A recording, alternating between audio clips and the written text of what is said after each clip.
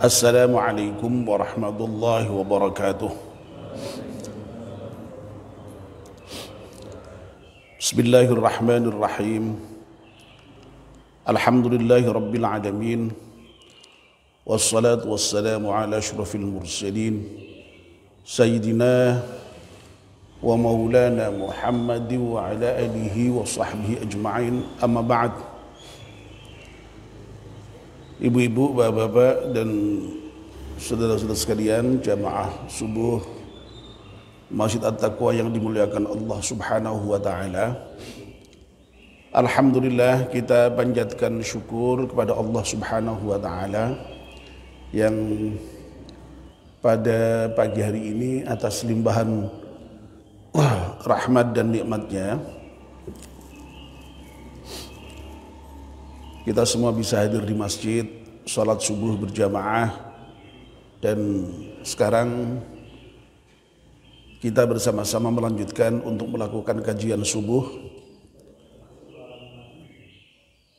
Kita memohon kepada Allah Subhanahu wa taala semoga seluruh rangkaian ibadah subuh kita ini dari mulai sholat, zikir, dan juga ngaji kita ini diterima oleh Allah Subhanahu wa taala. Amin ya rabbal alamin.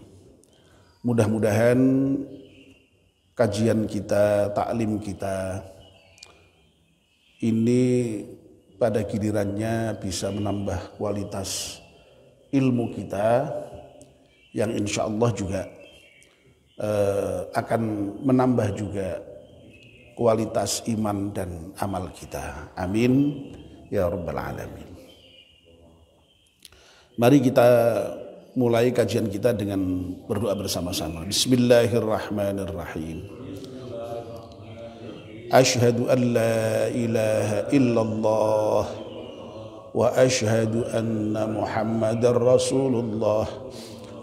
Raditu billahi rabba wa bil islami dina wa bi Muhammadin nabiyyan wa rasulah. Rabbi zidni ilman nafi'a warzuqni fahman wa hukma wa alhiqni bis salihin. Amin. Bapak dan ibu-ibu, izinkan saya untuk meneruskan kajian kita, kitab Nasihatul Ibad.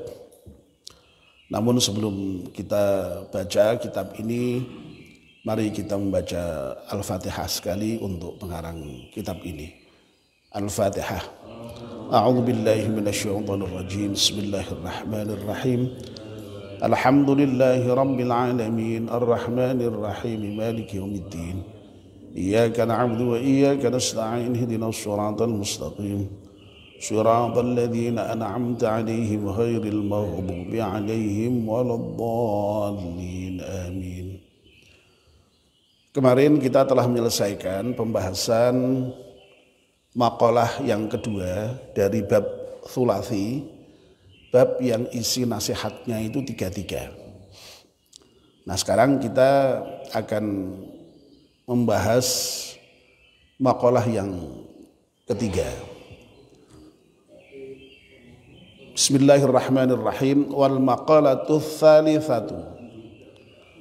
Makalah yang ketiga, an Umar radhiyallahu anhu. Makalah yang ketiga ini dari Umar radhiyallahu anhu, sahabat Nabi yang kemudian menjadi khalifah kedua di dalam Khulafaur Rasyidin, ya. Apa yang dikatakan oleh Umar atau yang didawuhkan oleh Umar? Umar ngendika, husnut tawaddudi ilan nasi nisful aqli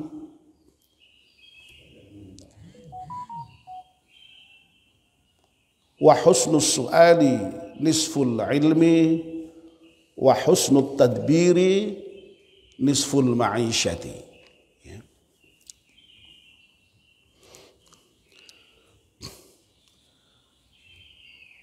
Husnut tawaddudi, bagusnya kasih sayang, cinta, ilan nasi terhadap manusia, nisful akli, itu merupakan separuh dari akal. Ini nasihat yang pertama. Nasihat yang kedua atau pernyataan yang kedua, wa husnus su'ali, bagusnya atau baiknya pertanyaan, nisful ilmi, itu sudah merupakan separuh dari ilmu. Wa husnut tadbiri, dan bagusnya pengelolaan, manajemen, ya. Nisful ma'isyati, itu sudah merupakan separuh dari penghidupan. Ya. Jadi ada tiga poin pengandikan sahabat Umar ini. Mari kita bahas ya, mungkin pagi ini yang pertama saja, yaitu tentang husnut tawaddudi ilan nasi nisful aqli. Ya. Husnut tawaddudi, ya, bagusnya kasih sayang, bagusnya cinta. Ya. Ini diberi penjelasan oleh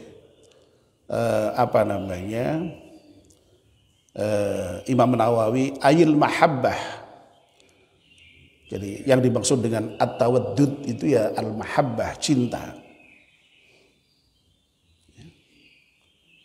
Jadi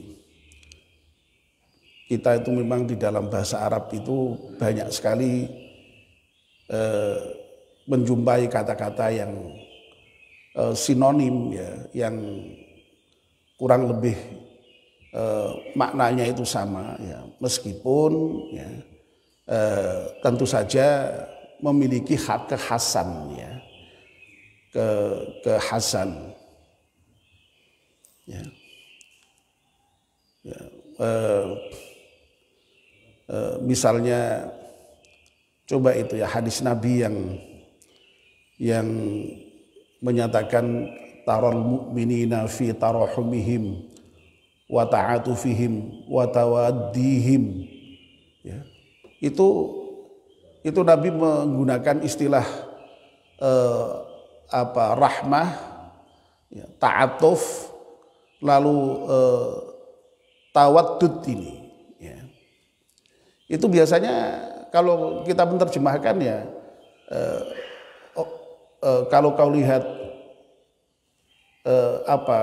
orang mukmin di dalam berkasih sayangnya, ya, ya semuanya mengandung rasa kasih sayang semua itu, cinta semua itu, ya. Ya. Itu tapi ternyata ya kata-kata itu masing-masing punya khasan sendiri-sendiri. Ya.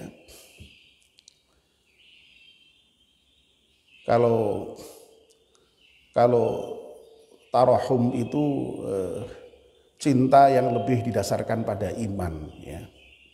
Sehingga kita itu memiliki kasih sayang kepada sesama mukmin, sesama muslim itu ya karena iman itu, meskipun toh kadang-kadang kita itu tidak pernah berhubungan sebelumnya, ya. Tapi karena ada dasar iman itu, kalau ketemu orang-orang mukmin dimanapun tuh terasa sudah kayak seperti dekat itu. Ya coba kalau kita pergi haji itu kan kita ketemu dengan orang dari mana-mana itu, ya. Itu kan semula tidak kenal sama sekali, tidak punya hubungan sama sekali. Begitu ketemu itu ada rasa ada rasa kasih sayang, ada rasa cinta kepada mereka. Nah itu cinta yang didasari oleh iman tadi itu. Nah ta'atuf itu berasal dari kata-kata atfun. Atfun itu artinya menembel, ya. Menambal yang bolong itu atfun, ya. Seperti kita menambal pakaian yang apa namanya dedel itu misalnya atau sobek gitu ya. Ya, itu namanya atfus saud, menambal pakaian yang bolong itu. Nah, ta'atuf itu ya meskipun maknanya itu ya kasih sayang, ya cinta, tapi cinta yang kemudian wujudnya itu ketika ada saudara kita sesama mukmin yang kurang, itu kita tembel tadi itu, kita bantu itu. Ada saudara kita yang tidak bisa makan, kita bantu supaya bisa makan. Ada saudara kita yang tidak bisa menyekolahkan anaknya, kita bantu supaya bisa menyekolahkan anaknya. Ada saudara kita yang tidak bisa berobat ketika sakit, ya kita bantu supaya bisa berobat ketika sakit.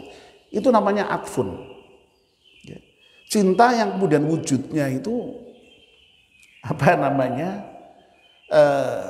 tadi itu menambah yang kurang.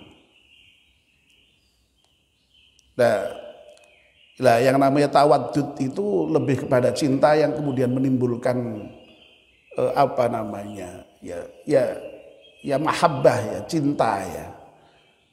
Nah itu biasanya wujudnya itu lalu kemudian ya dalam bentuk perbuatan yang baik ya kepada sesama mukmin itu yang menumbuhkan rasa cinta di kalangan orang mukmin itu.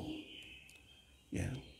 Seperti saling mengunjungi, saling menghadiahi, itu kan bisa menumbuhkan cinta di kalangan apa namanya orang-orang mukmin ya. Jadi silahkan kalian saling berkunjung, saling apa namanya memberikan hadiah, sebab dengan berkunjung dan saling memberikan hadiah itu bisa menumbuhkan rasa cinta di kalangan orang-orang mukmin. Nah, jadi sekali lagi tawaddud ini ya cinta itu ya. Sering artinya cinta ini. Saya ulangi lagi, husnut tawaddudi ail mahabbati ya. Bagusnya cinta ya. Ilan nasi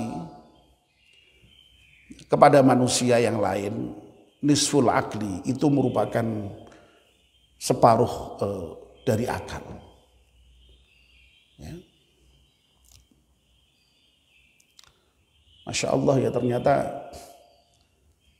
ternyata apa namanya akal itu memang di dalam banyak informasi kajian-kajian semacam ini itu ternyata tidak selalu dikaitkan dengan persoalan kemampuan berpikir rasional itu enggak. Kita ini kan selama ini kan kalau dengar kata akal itu kan selalu hubungannya itu dengan bagaimana berpikir rasional begitu ya. Tapi ternyata akal kok justru malah dikaitkan dengan persoalan mencintai orang lain, ya, mengasihi orang lain.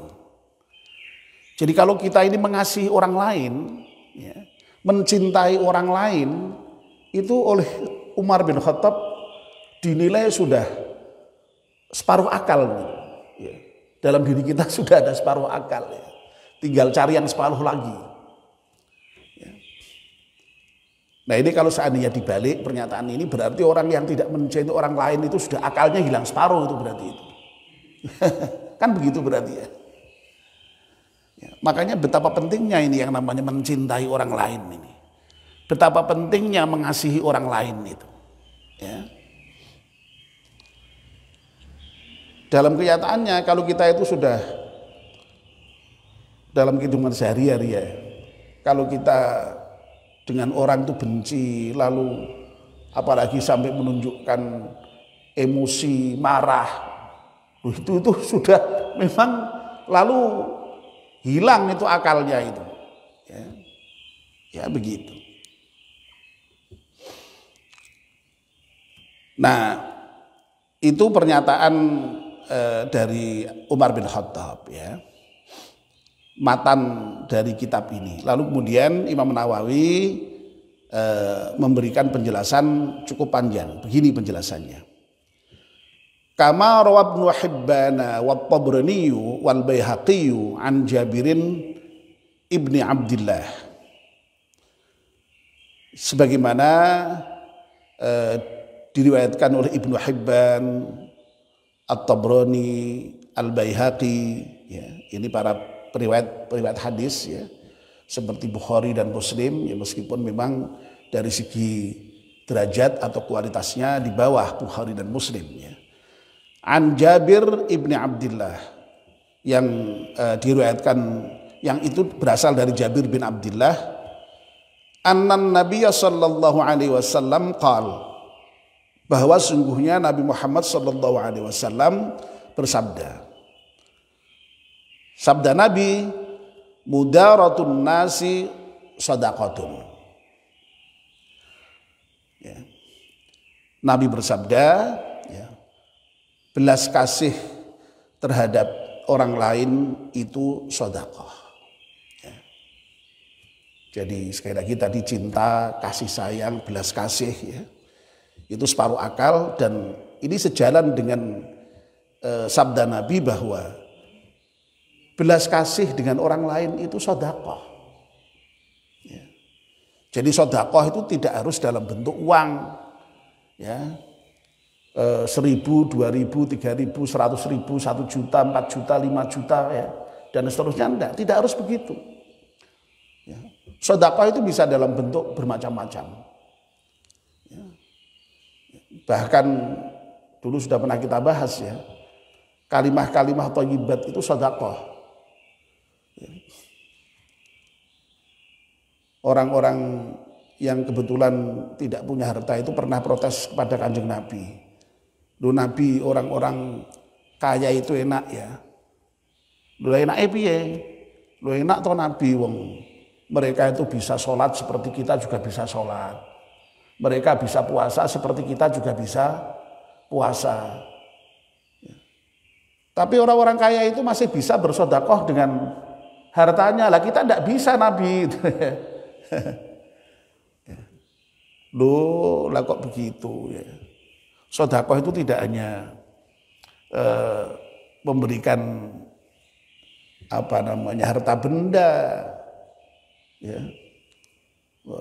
Lalu Nabi mengatakan likulli tahmidatin sedekah ya. Hamdalah itu sedekah. Likulli tahlilatin sedekah, la ilaha illallah itu sedekah. Likulli takbiratin sedekah ya. Jadi yang namanya kalimah-kalimah thayyibah itu sedekah semua itu. Ya, itulah sebabnya maka kalau kita tahlil itu kan ya, bahwa bacaan tahlil kita, bacaan sholawat kita, bacaan tahmid kita itu kita hadiahkan kepada yang sudah wafat itu ya, ibu kita, bapak kita, nenek kita, kakek kita itu ya diantaranya ya bisa dirujukkan ke dalam bahwa yang namanya sedekah itu tidak hanya dalam bentuk uang ya. Ya. Memang akan lebih bagus kalau juga kita itu bersedekah dengan uang ya, termasuk juga untuk orang-orang yang sudah wafat, karena orang-orang yang sudah wafat itu sebagaimana dinyatakan dalam Al-Quran itu, Masya Allah itu sangat menyesal ya, kenapa kok sudah mati itu. Dan kalau seandainya diberi kesempatan untuk hidup ya, itu yang akan dilakukan itu yang disebut secara eksplisit pertama kali adalah sedekah ya. Kalau engkau beri kesempatan hidup lagi ya Allah, aku akan sedekah. Jadi orang yang mati itu menyesal ya. Ya. Karena tidak beramal soleh. Nah yang dieksplisitkan itu ya, memang ada di ayat lain yang secara umum ya. Jadi orang-orang di neraka itu berteriak-teriak minta hidupkan kembali dunia ya, yang dengan harapan atau dengan janji, ya Allah nanti kalau kau hidupkan kembali aku akan beramal yang soleh yang dulu tidak pernah aku amalkan. Na'amal sholihan ghairal ladzi kunna na'amal. Ya. Oh, kata Allah ya tidak mungkin, sudah terlanjur kok, nasi sudah menjadi bubur kok. wis mati kok njaluk urip meneh. Ya. Tapi itulah memang ya, jadi orang yang sudah wafat itu merasa sedih ya, bahkan berteriak-teriak minta dipulangkan ke dunia itu untuk beramal soleh, dan yang dalam ayat lain yang disebut eksplisit itu ingin bersedekah itu. Ya. Jadi makanya ya dulu sudah pernah saya sampaikan ya, hendaknya kita di samping sedekah atas nama diri kita sendiri itu bisa bersedekah ya atas nama kedua orang tua kita itu. Dan itu sangat bahagia sekali orang yang wafat ketika kemudian mendapatkan kenyataan anaknya di dunia itu mau bersedekah atas namanya itu. Nah, yang disebut dengan mudarah itu apa? Ya, ini diberi penjelasan. Atau bahwa sedekah itu bernilai berkasih sayang itu dinilai sebagai sedekah itu bagaimana? Ini diberi penjelasan. Ai mulatafatun nasi. Maksud dari mudaratun nas itu adalah belas kasih terhadap orang lain bil qauli, baik dari segi ucapannya ya, dengan ucapan ya. Kalau ngomong tuh ya yang bagus lah ya. Ngomong tuh yang lembut lah dengan orang lain itu ya. Kan ada ya kalau orang tuh ngomong tuh kadang ada yang menyakiti lah, itu jangan sampai ya. Jadi ngomongnya itu yang enak ya, yang baik, yang menunjukkan kasih sayang. Bil qauli dengan ucapan. Wal fi'li dan juga dengan perbuatan ya. Ya, berbuat baik dengan orang lain ya. Ya. Yuthabu alaihi thawabas sadaqah ya. Jadi kalau ada orang berbelas kasih dengan orang lain, baik itu dengan perkataan maupun dengan perbuatan, itu sekali lagi dinilai atau diganjar ya, atau dibalas dengan balasan pahala sedekah. Ya. Pahala sedekah. Ya. Dalam hadis yang lain ya, Nabi pernah menyatakan tabassamuka fi akhika sedekah. Kamu bertemu dengan kawanmu lalu kamu menunjukkan wajah yang senyum begitu ya. Ya. Atau kalau dalam bahasa Indonesianya itu ajir, betul Pak, wajah yang ajir Pak ya.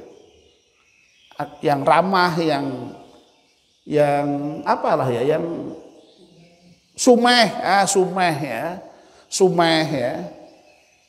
Itu sedekah itu ya.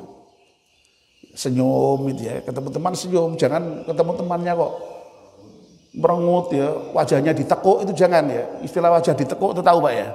Ya merengut itu ya. Mbok ya wis wajahnya mbok ben biasa, nak iso diberserikan ya. Ini ojo nganti ditekuk lah, ojo nganti merengut ya. Tekuk 2 kali lagi apa neh itu. Tekuk sekali aja sudah ndak enak, apa boleh tekuk 2 kali, apa boleh tekuk 3 kali Pak ya. Wah tambah jangan sampai ya. Jadi ketemu teman senyum ya. Bahkan Nabi itu Masya Allah sampai apa ya? Bagaimana kalau Nabi senyum aja itu terekam oleh apa namanya, para sahabat itu ya. Nabi itu kalau senyum sampai giginya itu kelihatan. Jadi diangkat sedikit lah itu. Jadi jangan begitu. Jadi sampai senyumnya aja sampai digambarkan giginya terlihat ya, bibirnya agak terangkat gitu. Jadi sekali lagi kalau ketemu teman tersenyum itu sudah sedekah. Ya. Jangan senyum sendiri ya. Senyumnya itu kalau ketemu teman ya, kalau sendirian kok senyum-senyum malah malah nanti Pak Gadot lewat, Pak Gadot bingung nanti loh kok senyum-senyum sendiri ngopo ya toh. Jadi senyum itu kalau ketemu teman, ya tidak senyum-senyum sendiri. Nah lalu masih diberi penjelasan juga, wa kana min mudaratihi sallallahu alaihi wasallam, dan di antara dari mudarohnya Kanjeng Nabi atau kasih sayangnya Kanjeng Nabi atau cintanya Kanjeng Nabi, annahu la yadhummu ta'aman. Ini contoh-contohnya ya. Bahwa sungguhnya Nabi itu tidak pernah mencela makanan. Ya. Loh, dengan makanan aja kita harus belas kasih loh Pak. Makanan kok dicela, makanan kok diseneni gitu. Ya, jangan. Dan Nabi itu sekali lagi tidak pernah itu mencela makanan itu. Nah kalau kita ya monggo ndak tahu ya sok-sok mungkin ya. Lah ono manganan sing ora cocok ki wah mesti maidu itu. Wah kurang asin lah, kurang. Ya kalau sekedar begitu sih enggak masalah mungkin juga ya. Wong itu hanya sekedar ekspresi supaya kalau kurang asin ditambahi. Tapi jangan sampai dicela lah. Mencela itu kan buruk konotasinya ya. Saya tuh pernah ceritakan ya, saya tuh punya pengalaman waktu haji apa umroh ya? Lupa saya. Oh waktu haji, betul waktu haji yang pertama itu. Ya. Itu saya akan berangkat dengan istri dan dengan adiknya Nyonya ya. Nah waktu di Madinah itu kan waktu itu memang sudah dapat box ya. Kalau di Mekah belum, di Mekah masih masak sendiri ya segitu, 2006 gitu. Kalau sekarang sudah penuh diberi makan ya. Dulu itu hanya di Madinah saja. Nah, ketika di Madinah itu sudah beberapa hari itu kok daging ayam gitu ya. Nah saya itu hanya batin gini, ya Allah, ini makan kok saben hari ayam, daging, Mbok sekali-sekali itu ikan gitu ya. Itu batin aja saya ya. Wong saya itu saben hari di rumah tuh makanya ikan ya. Jadi lidahnya lidah ikan. Nah, maklum orang pantai atau ya. Jadi rasanya itu beberapa hari makan ikan daging itu saya terbersit begitu di hati itu. Masya Allah ya. Siangnya itu Pak, itu kan pagi saya kerentak seperti itu. Siangnya itu betul Pak, begitu datang itu tiga box itu, ya begitu dibuka satu itu, wah betul ternyata ikan Pak isinya Pak. Nah sudah, karena 3 kan ya, saya berikan dulu ke istri, lalu ke adiknya istri, nah yang punya saya baru saya buka belakangan. Nah ketika saya buka belakangan Pak, isinya nasi tok Pak, nggak ada. Masya Allah ini di antara yang saya alami ya di Mekah itu, meskipun itu bukan hal yang sifatnya wong aja ngerasani gitu loh kok ya langsung dibales Gusti Allah kayak gitu. Ya Allah ya. Jadi kalau punya pengalaman-pengalaman yang agak aneh-aneh begitu itu di Mekah itu 2, itu satu lagi ini. Satu lagi itu saya mendapatkan tahu Pak Mudhofar itu dulu kepala bagian keagamaan kepala bagian Kesra di provinsi. Pak Mursyid pasti kenal beliau ya, Pak Mudhofar ya. Ya. Nah itu saya dikunjungi beliau hari Jumat sejak pagi ngobrol terus sampai menjelang Jumatan. Itu Jumatan kedua saya di Mekah. Nah Jumatan yang pertama itu masih longgar saya karena saya itu kloter ke-6 itu hari kedua berangkat, jadi masih relatif sepi lah ya. Nah hari Jumatan pertama itu masih saya berangkat jam 11 itu masih bisa masuk masjid dengan enak. Lah yang Jumatan kedua itu ketika Pak Mudhofar ke sana itu cerita-cerita macam-macam sampai dengan beliau mengatakan, oh di Mekah itu fikihnya itu apa saja boleh. Ini boleh, termasuk sholat di tempat kotoran burung dara itu ya boleh gitu kan. Lah saya spontan bilang begini, wah lah itu Pak saya yang belum bisa, bilang gitu. Nah hanya gitu aja. Jam 10 berangkat. Ya, kalau yang Jumatan pertama kan jam 11, itu jam 10. Jadi lebih awal, 2 jam sebelum Jumatan. Hanya dari Jarwal, itu kira-kira hanya 800 meter itu. Lah kok begitu mau masuk masjid dari arah Jarwal itu, sudah nggak bisa Pak. Akhirnya kan di jalan. Oh di jalan kan panas Pak ya. Wah ini kalau 2 jam di sini kan ya berat ini ya. Akhirnya carilah melipir, akhirnya ketemu sampai di sebelah Darut Tauhid itu. Jebulnya di situ tempat kotoran darah itu Pak. Saat di situ itu Pak akhirnya Pak. Jadi, Masya Allah. Padahal kan ya, hanya ngomong apa namanya? Saya wah tidak bisa itu Pak, saya sholat kok di kotoran darah ya. Oleh Gusti Allah didowok kene kono tenan ya Allah ya. Itu dua kejadian kalau katanya haji itu ada yang so aneh-aneh itu ya. Aneh-anehnya saya merasa alami itu ya. Padahal tidak ada hal yang terkait dengan moral saya kira. Moralitas tidak ada saya kira. Nah iya, kon kerasake karo Gusti Allah ya. Oke kita lanjutkan ya. Jadi Nabi tidak pernah mencela makanan. Wala yanharu khadiman. Nabi itu tidak pernah membentak pelayannya. Ya.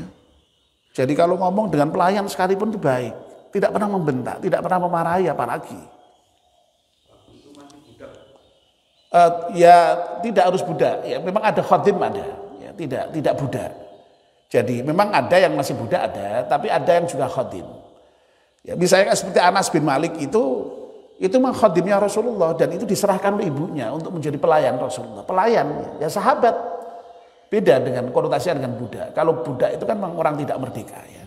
Ini Anas bin Malik sahabat Rasulullah dan Anas itu sangat terkenal karena beliau banyak meriwayatkan hadis. Ya.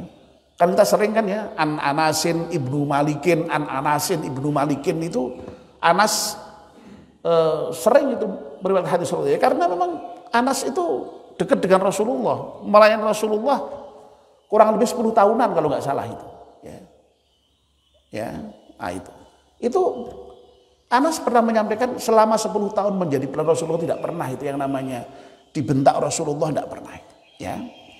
Wala yadribu imra'atan. Ya, dan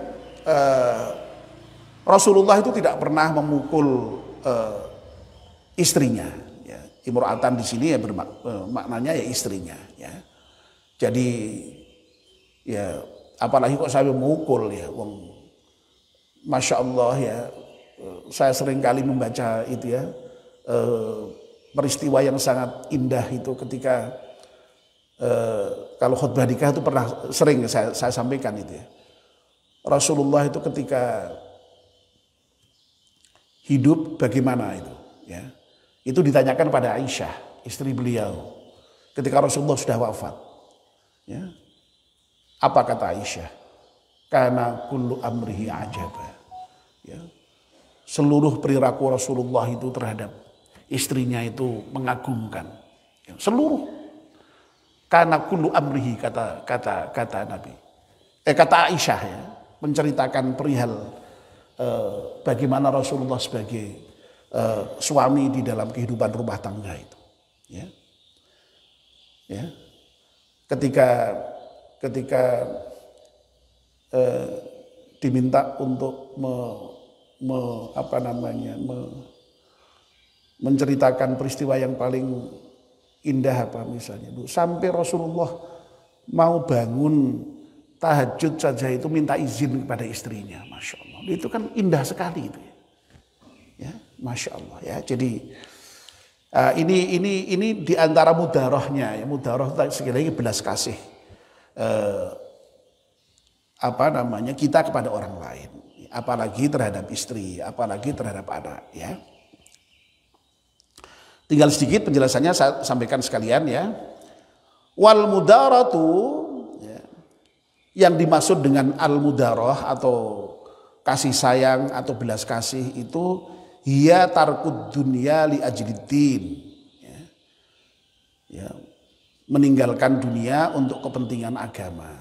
Jadi kita berkorban sampai kehilangan hal yang terkait dengan dunia, tapi kita yang diharap agama. Kita baik dengan pelayan, niatnya untuk mendapatkan kebaikan agama. Kita sayang dengan istri juga niatnya agama untuk mendapatkan ridho Allah. Kita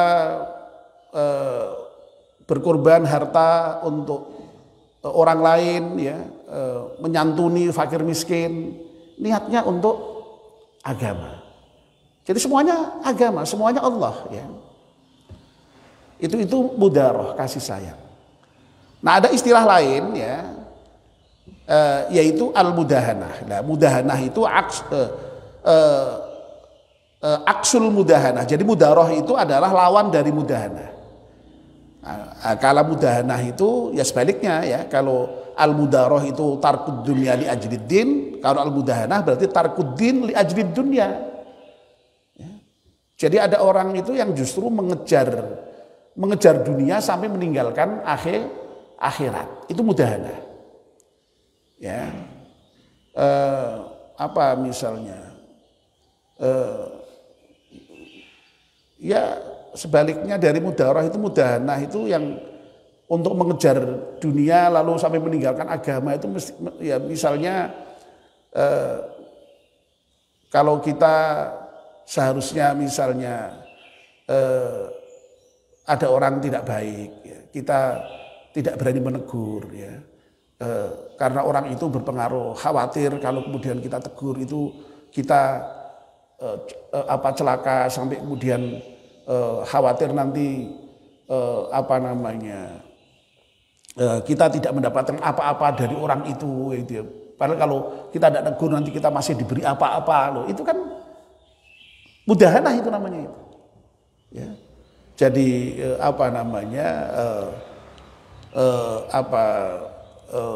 meninggalkan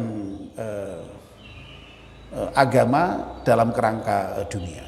Nah, yang diperintahkan itu al-mudarah, al-mudahanah itu dilarang. Ya, al-mudahanah itu dilarang.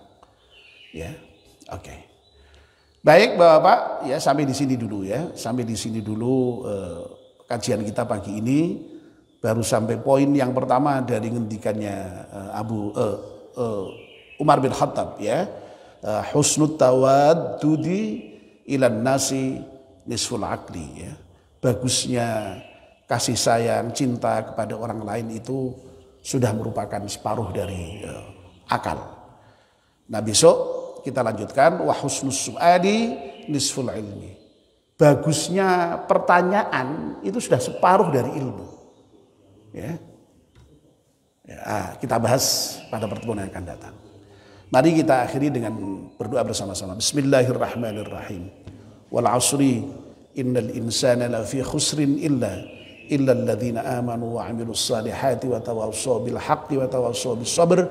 Subhanakallahumma wa bihamdika asyhadu an la ilaha illa anta astaghfiruka wa atubu ilaik.